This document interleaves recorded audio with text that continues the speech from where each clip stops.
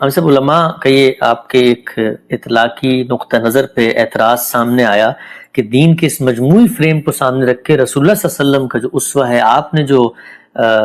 آپ نے جس چیز پر ہمیشہ عمل کیا، اس معاملے میں آپ نے ایک مختلف رائے دی ہے۔ وہ یہ کہتے ہیں کہ رسول اللہ نے کبھی کسی عورت سے ہاتھ نہیں ملایا۔ میں کچھ روایتیں مختصراً پیش کر دیتا ہوں۔ صحیح مسلم 1866 نمبر روایت ہے، رسول اللہ صلی اللہ علیہ وسلم کے ہاتھ نے کبھی بھی کسی عورت کے ہاتھ کو چھوا تک نہیں، اور رسول اللہ صلی اللہ علیہ وسلم جب ان سے عہد لیتے تو وہ بھی پردے کے پیچھے سے بیعت لے لیتے تھے ان سے۔ اسی طرح یہ امیمہ کی ایک روایت ہے، وہ کہتے ہیں کہ رسول اللہ صلی اللہ علیہ وسلم کو میں نے کبھی نہیں دیکھا کہ انہوں نے مصافحہ کیا ہو، اور اسی طرح رسول اللہ صلی اللہ علیہ وسلم کا اپنا یہ قول ہے کہ انا لا اصافح النساء۔ تو سوال یہ ہے علماء کا کہ آپ سے جب پوچھا گیا کہ کیا رسمی مصافحہ کیا جا سکتا ہے تو آپ نے کہا کہ ہاں کیا جا سکتا ہے، تو جو مذہب کا پورا مزاج، رسول اللہ کا پورا اسوہ، اس سب کے برخلاف اس معاملے میں کیوں رائے؟ کیا تعبیر ہے مذہب کا پورا مزاج؟ وہ کہاں سے معلوم ہوگا؟ یعنی رسالت مآب صلی اللہ علیہ وسلم نے لوگوں کو تلقین فرمائی کہ مصافحہ نہ کیا کرو؟ نہیں، میری آپ کو روایت اس طرح کی نہیں، تلقین تو نہیں، خود کہا میں نہیں کرتا، تو خود جب نہیں کیا تو پھر تو اس سے بڑی تلقین کیا ہوگی؟ نہیں، جب رسالت مآب صلی اللہ علیہ وسلم اپنے بارے میں کوئی بات کہیں گے، مثال کے طور پر آپ مجھ سے پوچھیں اور میں یہ کہوں کہ دیکھیے میں اس طرح کی شاعری نہیں سنتا،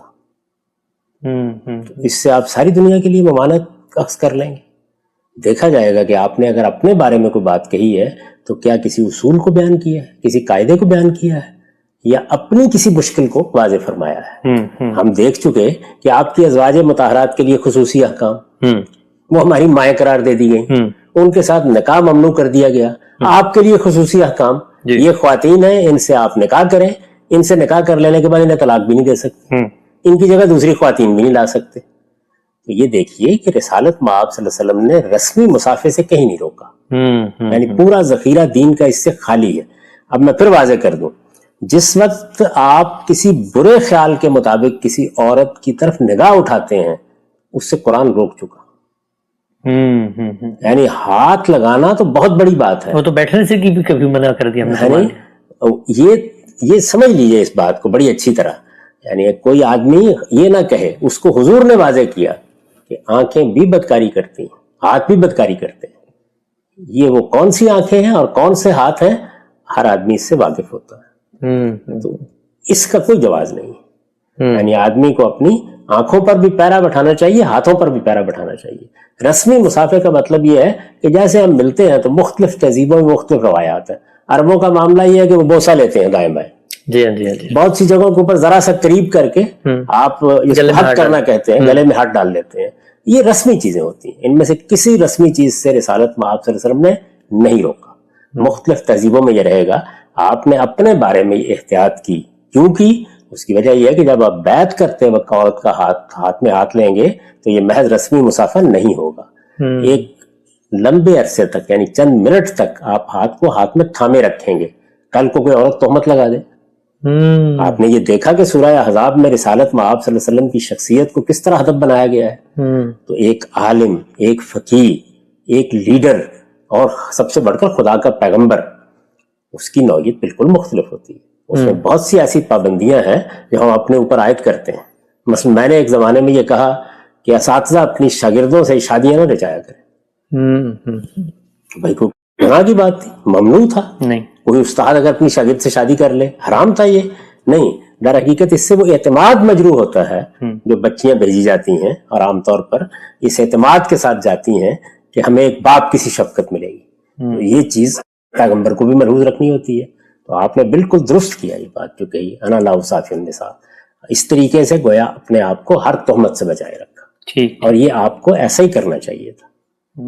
یعنی یہ غام صاحب کے مطلب کہنے سے مراد یہ ہے، چونکہ ایک حساس مسئلہ ہے مسلمان خواتین کے ہاں، آپ کی کہنے سے مراد یہ ہے کہ رسمی مصافحے کا مطلب ہے، اس طرح ہم دیکھتے ہیں ملکہ الزبتھ سے کوئی ملنے گیا تو آپ نے ہاتھ آگے کیا اور ہاتھ ملا لیا، وزیر اعظم سے ملتی ہیں خواتین، اور یہ کہ کسی خاتون کا ہاتھ پکڑ کے بیٹھ جانا، اس میں دونوں میں اس کو آپ بھی ممنوع قرار دیتے ہیں۔ میں نے تو عرض کیا ہے جی کہ وہ جو ہاتھ ملانا ہے اس پر تو حضور نے فرمایا کہ وہ بدکاری ہے، اس کو میں کیسے جائز کروں گا؟ یہ رسمی چیز ہے، ایک سیکنڈ کے لیے ہاتھ ملا لیا اس طرح سے، اور آپ بھی جانتے ہیں، آپ کا دل بھی جانتا ہے، آپ کا ضمیر بھی گواہی دیتا ہے کہ آپ کیا کر رہے ہیں۔ تو اس طرح کی رسمی چیزوں کو دین نے نہیں روکا۔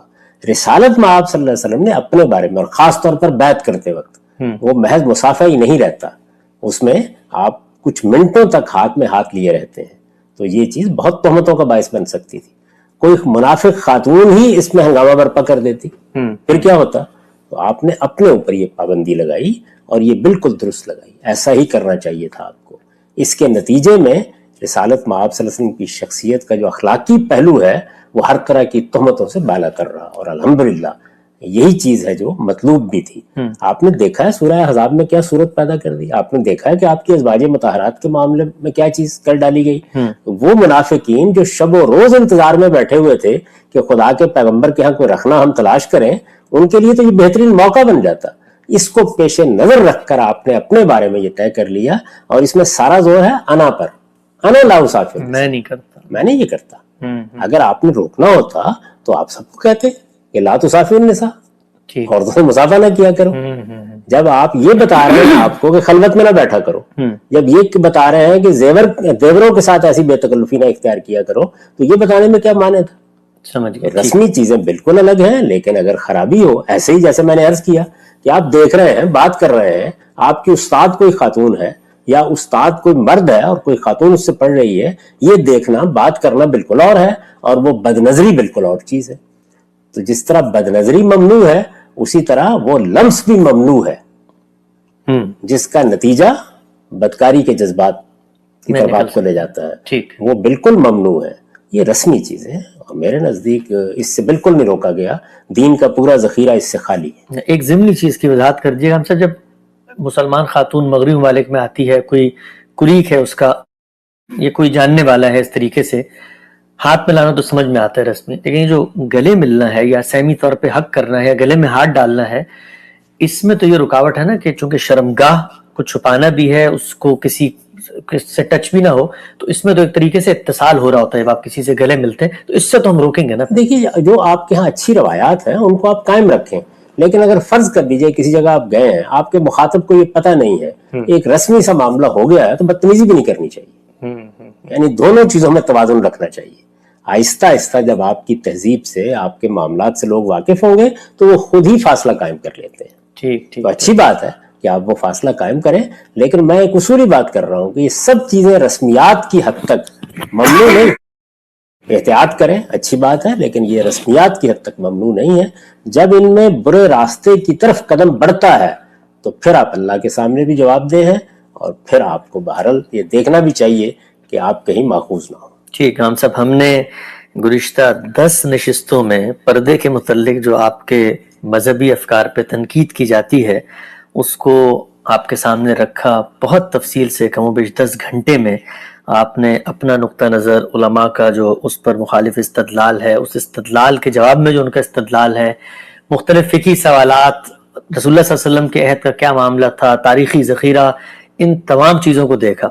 میں آخر میں یہ چاہوں گا کہ وہی اعتراض ایک دفعہ پھر آپ کے سامنے رکھوں اور اس 10 گھنٹے کی روشنی میں کسی ایک عام سننے والے کو آپ اپنی رائے بیان کر دیں. غام صاحب، یہ اعتراض کیا جاتا ہے کہ موجودہ دور میں مغربی فکر سے متاثر بعض مذہبی علماء عورت کے پردے کے معاملے میں حساس نہیں ہیں اور آپ عورت کے پردے کے قائل نہیں ہیں، کیا کہیں گے اس میں؟ ایسے جواب میں یہ کہوں گا کہ موجودہ دور میں بہت سے قدامت پرست لوگ جو اپنی روایات کے اسیر ہیں وہ اللہ کی کتاب کو بھی کھلی آنکھوں سے پڑھنے کے لیے تیار نہیں. آپ کو پسند آئے گی میری یہ بات؟ ایسی باتیں کرنے سے اجتناب کرنا چاہیے، اصل استدلال پر گفتگو کرنی چاہیے. ٹھیک ہے ہم صاحب، بہت بہت شکریہ آپ کے وقت کا.